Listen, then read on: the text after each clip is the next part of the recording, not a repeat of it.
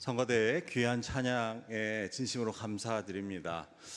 여호와의 선하심을 우리가 기뻐하고 찬양하는 것, 그것이 하나님께서 또한 기뻐하시는 일입니다. 오늘 여호와를 기뻐하고 또 찬양하기 위해 이 자리에 나오신 여러분들, 주님께서 크신 은혜로 함께 하시길 간절히 축원합니다.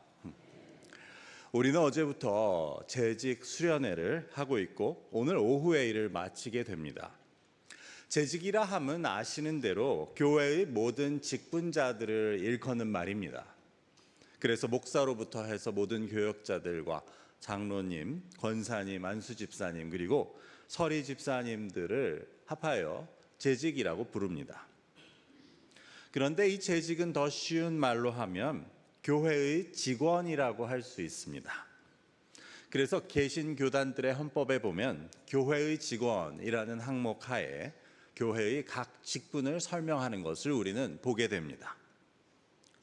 그래서 우리는 교회의 재직이라는 것, 교회의 직원이라는 것이 뜻하는 것이 무엇인지 어제부터 함께 배우고 또 말씀을 나누고 기도하고 프로그램들을 통해 각자의 믿음을 다시 한번 돌아보고 또 서로 단합하고 교제하는 시간을 가지고 있습니다. 그래서 재직 수련회 기간에 있는 오늘 주일 예배에서도 우리는 하나님의 일에 대한 성경의 말씀을 함께 나누고자 합니다. 특별히 이를 통해 하나님의 부르심과 택하심을 입고 하나님의 위임을 받아서 하나님의 일을 하는 우리에게 있어서 중요한 것이 무엇인지 함께 나누고자 합니다. 다시 말해 우리가 교회 일이나 하나님의 일을 할 때 우리가 꼭 기억해야 하는 중요한 사실에 대해 함께 말씀을 나누고자 합니다. 그리고 우리는 이것이 단지 교회나 하나님의 일뿐만 아니라 우리 모든 삶의 원리로 이어진다는 것을 또한 깨닫게 됩니다.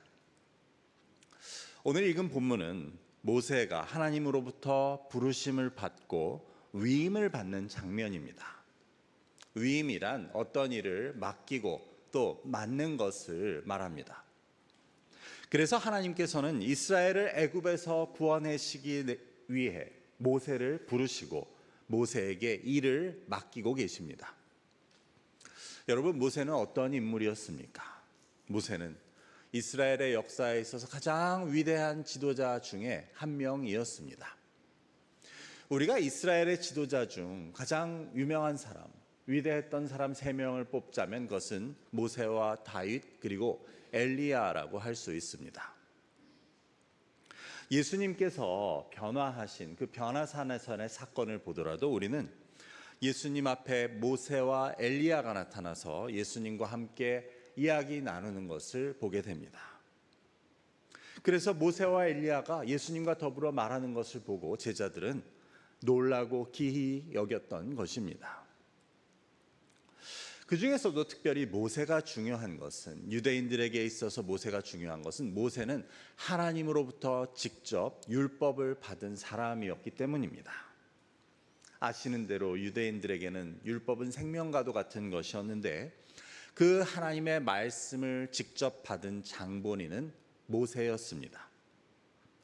그래서 우리는 신약 성경에서 예수님이나 사도 바울도 그 하나님의 율법을 모세의 율법이라고 부르는 것을 보게 됩니다. 그것은 당연히 모세가 준 율법이란 뜻은 아니지만 모세가 하나님으로부터 율법을 받았다는, 그리고 모세가 그 율법을 이스라엘에게 전해 주었다는 그러한 의미를 가집니다.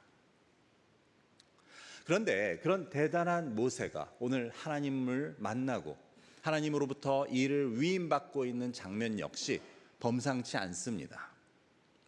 모세는 장인의 양떼를 치고 있었는데 우리는 이 상황이 모세가 40년 전에 애굽의 왕자로 있을 때 그 동족 이스라엘을 괴롭히는 애굽인을 쳐서 죽였다가 도망자 신세가 되고 또한 광야에서 쫓겨서 40년을 보내는 그 시점임을 알고 있습니다. 그래서 그의 나이 80이 되었을 때 하나님께서는 모세에게 나타나고 계셨습니다. 모세는 양떼를 몰고 하나님의 산 호렙, 다시 말해 시내 산에 이르게 되는데 그때 여호와의 사자, 즉 천사가 가시떨기 나무에 불이 붙어 있는 가운데 그 가운데 나타납니다. 그런데 모세가 보니 그 떨기나무에 불은 붙었지만 그 나무 자체가 타지는 않고 그대로 있는 것을 보게 됩니다. 즉 떨기나무에 불이 붙어 타오르고 있었지만 그 나무는 타지 않고 그대로였던 것입니다. 여기서 떨기나무라고 하는 것은 시내산에서 종종 볼 수 있는 아카시아과의 키가 작은 가시덤불을 말합니다. 그래서 이 나무는 건조한 곳에서 잘 자라는 반면에 또 높은 기온에서는 잘 타버리는 습성이 있었다고 합니다. 다시 말해 수분이 없는 가운데서도 잘 자라나긴 하지만 수분이 없는 만큼 금방 그 햇볕에 타버리기도 하는 그런 덤불이었던 것입니다. 그래서 어쩌면 이 가시덤불에 불이 붙었다는 것 자체는 놀라운 일이 이상한 일은 아니었지만 중요한 것은 그 불이 붙은 나무 그 자체는 타지 않고 있었다는 것입니다. 모세는 신기해서 가까이 가서 그 나무를 보고자 하는데 그때 하나님의 음성이 들립니다. 하나님께서는 모세가 오는 것을 보고 이리 가까이 오지 말라고, 내가 선 곳은 거룩한 땅이니 내 발에 신을 벗으라고 하십니다. 여기서 우리는 구약 성경에서 자주 일어나는 그러한 상황을 보게 됩니다. 즉 처음에는 여호와의 사자가 나타났다고 여호와의 사자라고 그렇게 존재를 이야기하지만 나중에 보면 그게 결국 하나님이라고 바뀌게 되는 그러한 장면들입니다. 그래서 이 장면도 여호와의 사자가 나타났다고 시작했지만 결국 이것은 하나님의 임재, 즉 하나님께서 임하셔서 스스로를 드러내고 계시는 그러한 장면이었습니다. 그리고는 모세에게 내가 내 백성 이스라엘의 고통과 부르짖음을 들었다고, 내가 너를 바로에게 보내어 내 백성 이스라엘을 애굽에서 이끌어내겠다고, 즉 해방시키겠다고 말씀하십니다. 이것은 사실 하나님의 그 엄청난 구원의 역사에 대한 예고였습니다. 즉 애굽에서 이스라엘을 이끌어내셔서 시내산에서 그들과 언약을 맺으시고 내가 그들의 하나님이 되고 그들은 내 백성이 되게 하겠다는 그 사건을 말하는 예고였습니다. 그래서 이스라엘에게 율법을 주시고 성막을 짓게 하시고 제사법을 가르쳐 주신 그 모든 구약과 유대교의 근간이 되는 그 사건을 지금 모세에게 위임하고 계시는 것입니다. 물론 후에 모세를 위해 그 형 아론으로 하여금 모세를 돕게 하셨지만 하나님께서는 지금 모세 한 명을 택하셔서 내가 너를 보내어 내 백성 이스라엘을 애굽에서 이끌어내겠다고 말씀하십니다. 그래서 우리는 이처럼 이 모세가 위임받고 있는 이 일의 규모나 중요성을 염두에 두고 이 위임받고 있는 장면에 나오는 요소들을 자세히 살펴보고자 합니다. 왜냐하면 하나님께서 모세에게 이 엄청난 일을 맡기시기 위해 그를 부르실 때 과연 어떤 가르침이나 어떤 지침을 주고 계시는지를 확인하고자 함입니다. 분명히 하나님께서는 그냥 모세에게 일을 맡기시고 그냥 그러고 마시고 계시지는 않습니다. 하나님께서는 어떤 경우에도 그러시는 일은 없습니다. 그래서 하나님께서는 모세에게 이 큰 일을 맡기실 때 과연 그에게 무엇을 가르쳐 주시고 또한 무엇을 약속해 주고 계시는지를 우리는 확인하고자 하는 것입니다. 이를 확인해서 이를 통해 우리에게도 주시는 그 하나님의 교훈, 즉 하나님께서 일을 맡기시는 자에게 당부하시는 가르쳐 주시는 것을 함께 나누고자 함입니다. 그렇게 볼 때 오늘 본문에서 우리가 주목할 것은 두 가지입니다. 첫째는 타지 않는 나무이고 둘째는 내 발에 신을 벗으라는 하나님의 명령입니다. 그러면 첫 번째, 타지 않는 떨기나무를 통해 우리는 무엇을 알게 됩니까?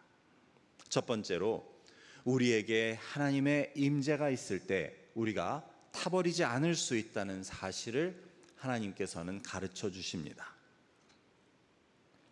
우리도 번아웃이라는 말을 많이 쓰지 않습니까? 번아웃 되지 않게 조심하라든지 나는 이제 번아웃 된 것 같다는 말을 종종 듣게 됩니다.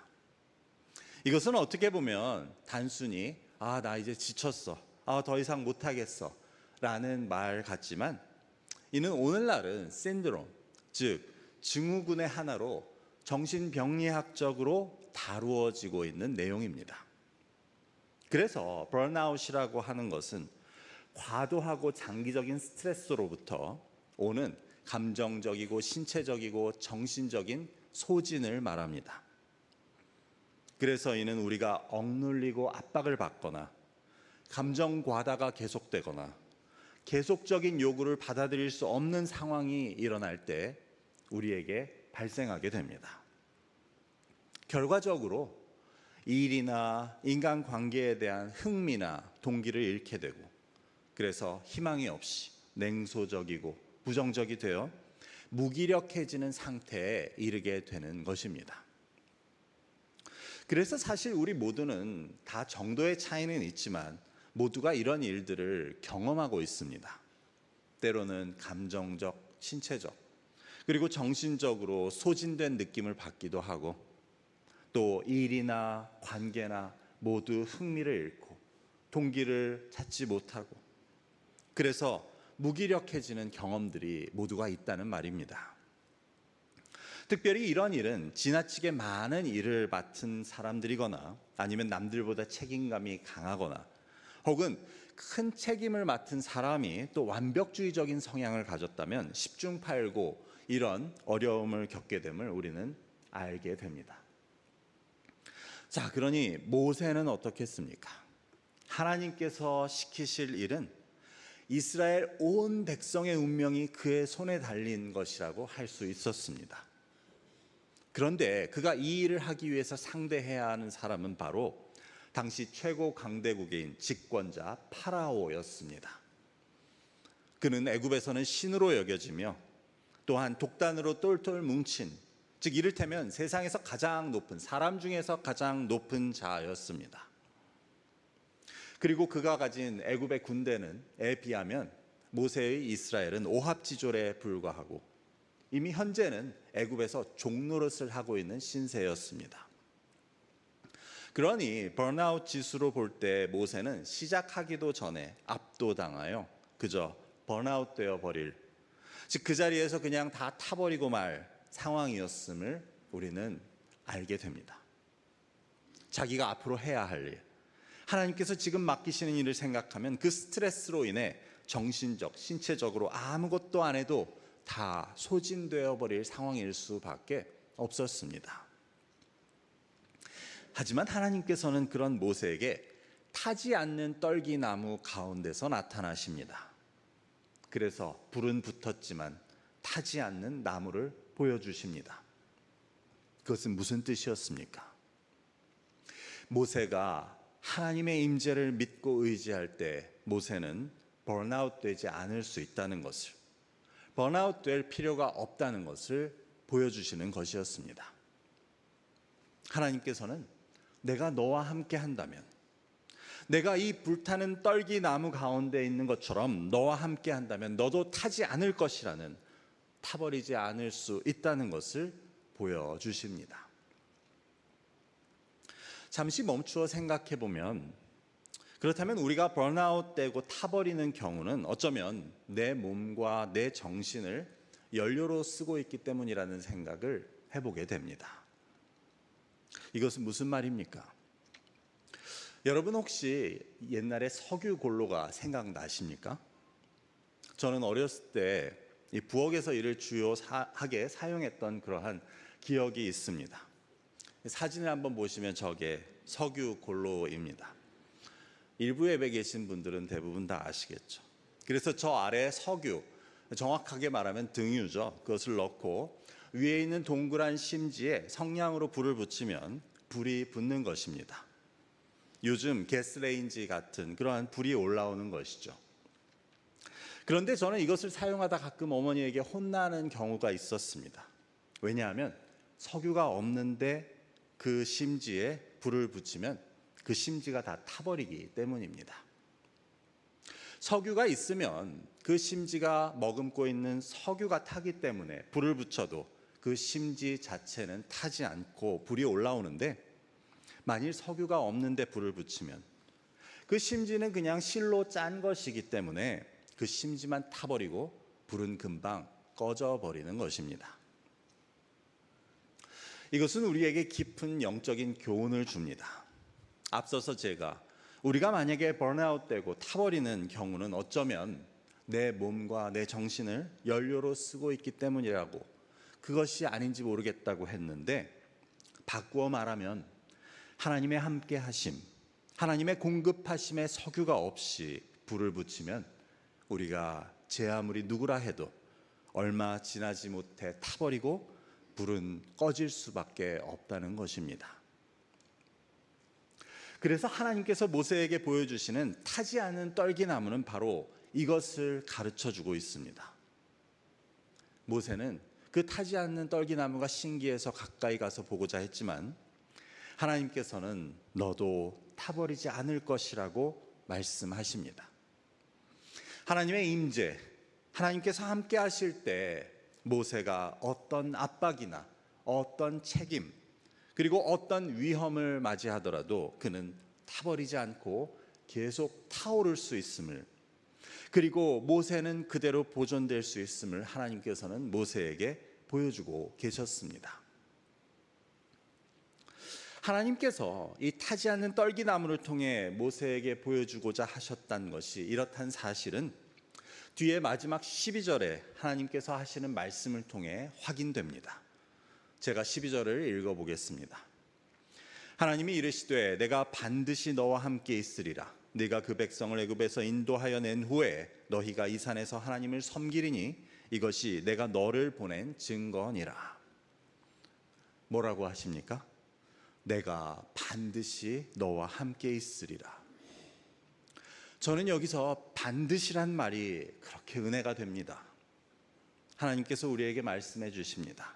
반드시, 내가 반드시 너와 함께 있으리라. 여러분, 이 말씀이 여러분에게 하시는 하나님의 말씀으로 들리십니까? 그렇게 들리시고, 그래서 이 말씀이 믿어지는 은혜가 있으시기를 바랍니다. 아니, 이 말씀을 평생 붙잡고 가십시오. 특별히 제 직원 여러분, 우리가 무엇을 하든 어디에 있든 우리는 하나님께서 반드시 우리와 함께 계시다는 것을 믿고 의지해야 합니다. 그래야 우리가 타버리지 않을 수 있습니다. 그래서 우리는 하나님의 일을 하기 전에, 교회의 일을 하기 전에, 아니 내 삶의 어떤 일이든 간에 그것을 하기 전에 먼저 나에게 석유가 있는지를 확인할 수 있어야 합니다. 하나님의 함께 하심, 그리고 그 임재로 인한 하나님의 공급하심이 있는지, 영적인 공급이 있는지를 확인해야 합니다. 내가 타버리지 않으려면 석유가 있는지를 확인해야 합니다. 여러분, 그렇다면 석유를 채우려면 어떻게 해야 합니까? 이는 기도가 아니겠습니까? 기도해야 합니다. 그래서 하나님의 함께 하심과 하나님의 영적인 공급을 기도를 통해 받고 확인해야 우리는 비로소 하나님의 일을 할 준비가 되는 것입니다. 타오르고 하지만 타지 않을 준비가 되는 것입니다.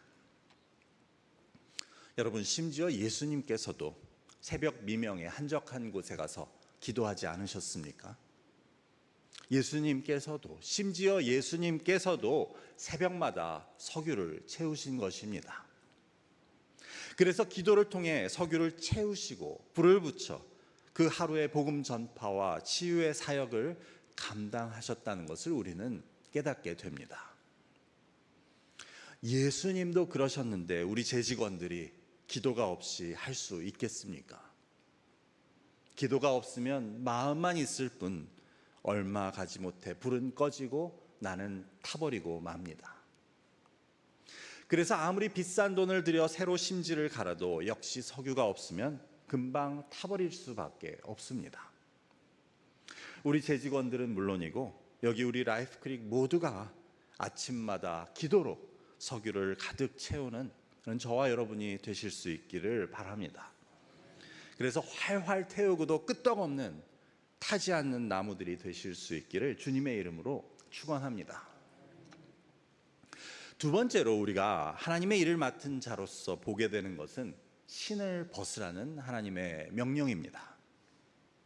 고대에 있어서 신발은 주로 샌들이었는데, 즉 발바닥만을 가려서 발이 땅에 닿지 않게 하는 역할을 하는 것입니다.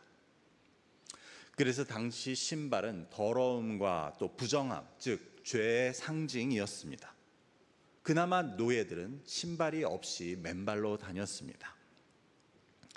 그래서 하나님께서 모세에게 네가 선 땅은 거룩한 땅이니 너의 신을 벗으라는 것은 두 가지 의미를 가지고 있습니다.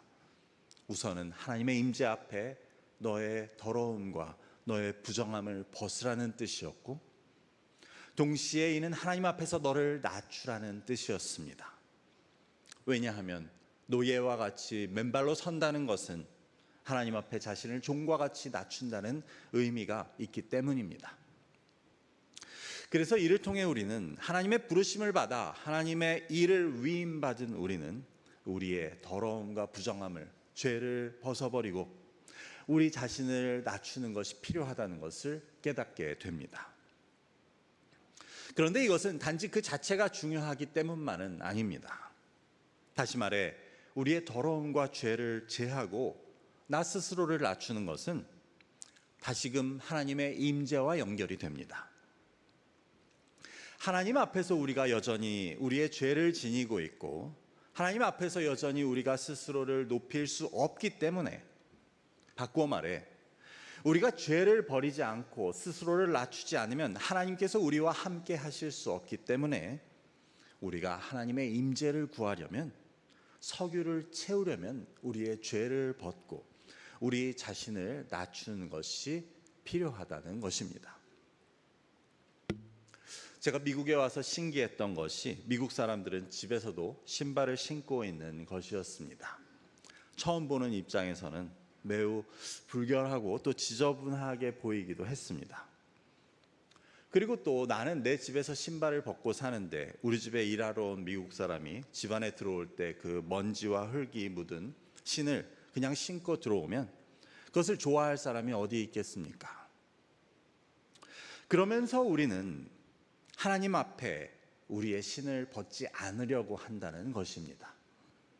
그냥 부정함과 죄를 다 묻히고 있는 신을 벗지 않고 하나님 앞에서, 하나님의 집에서 돌아다니고 있다면 하나님은 결코 그 죄와 교만을 용납하지 않으십니다. 그래서 우리는 하나님 앞에 우리의 신을 벗어야 합니다. 죄를 벗고 스스로를 낮춰야 합니다. 그래야 하나님과 함께 할 수 있고, 그래야 하나님이 우리와 함께 계실 수 있습니다. 그렇게 해야 오늘 12절에서 말씀하시는 내가 반드시 너와 함께 있으리라고 하시는 그 약속이 우리에게 유효하다고 할 수 있습니다. 하나님께서 반드시 나와 함께 할 것이라는 약속, 그 은혜를 누리기 위해서는 우리는 우리의 신을 벗어야 합니다. 그래야 하나님께서 우리와 함께 계실 수 있습니다. 그렇게 볼 때 우리가 오늘 살펴본 이 두 가지는 서로 연결되어 있습니다. 하나님께서 모세를 부르시고 그에게 하나님의 일을 맡기시며 가르쳐 주시는 이 두 가지 내용은 서로 연결되어 있습니다. 불이 붙었으나 타지 않고 있었던 그 나무는 하나님의 임재로 인해 가능한 것이었다고 할 때, 그 하나님의 임재는 우리가 우리의 신을 벗을 때 누릴 수 있다는 것입니다. 그래서 내가 반드시 너와 함께 있으리라고 약속하시는 그 하나님의 약속을 누리기 위해서는 우리는 우리의 신을 벗어야 하고, 그럴 때 우리는 우리와 함께 하시는 그 하나님으로 말미암아 타버리지 않고 하나님이 맡기신 제 아무리 큰 일이라고 해도 능히 감당할 수 있다는 것을 우리는 깨닫게 됩니다. 이제 말씀을 맺고자 합니다. 오늘 말씀을 볼 때 내 한 몸 불살라 내가 주의 일을 하겠다고 하는 것은 어쩌면 주님이 뜻하신 것은 아닐 수도 있습니다. 왜냐하면 하나님께서는 모세에게 타지 않는 떨기나무를 보여주고 계시기 때문입니다. 베드로 사도도 베드로전서 4장에서 누가 봉사하려면 하나님이 공급하시는 힘으로 하는 것 같이 하라고 말합니다. 그래서 우리 라이프크릭의 모든 재직들과 그 외 모든 분들은 타지 않는 나무와 같이 일하시고 타지 않는 나무와 같이 살아가실 수 있기를 바랍니다. 그러기 위해서는 늘 석유를 채우는 것을 잊지 말아야 합니다. 석유를 채우는 방법은 기도하는 것이고 또 나의 신을 벗는 것입니다. 그래서 하나님 앞에 나의 죄를 벗고 스스로를 낮추고 기도로 하나님의 임재와 공급하심을 구할 때 우리는 활활 타오르되 타서 없어지지 않는 그런 나무가 될 수 있습니다. 모두 하나님의 공급하심으로 지치지 않고 낙심치 않고 하나님의 일을 감당하실 수 있으시기를 주님의 이름으로 축원합니다. 기도하겠습니다. 아버지 감사합니다. 오늘 모세에게 나타나셔서 그 엄청난 일을 모세에게 맡기시며 하나님 모세에게 보여주시고 가르쳐 주시는 것을 저희가 깨닫게 됩니다. 아버지 하나님, 저희가 하나님의 일을 한다, 교회 일을 한다, 아니 하나님께서 우리에게 주신 이 생명을, 이 삶을 살아간다 하면서 결국 우리 스스로를 태우고 그로 인해 우리의 불은 꺼지고 우리만 타고 말아버리는 것은 아닌지 돌아보게 하여 주시옵소서. 아버지 예수님의 본을 따라서 우리도 날마다 새벽마다 아버지 기름을 채울 수 있는 저희들 되게 하시고 이를 통해 나의 힘으로가 아니고 하나님의 공급하심으로 인해 활활 타오르되 타서 없어지지 않는 저희 모두가 될 수 있도록 인도하여 주옵소서. 감사하며 예수 그리스도의 이름으로 기도드립니다. 아멘.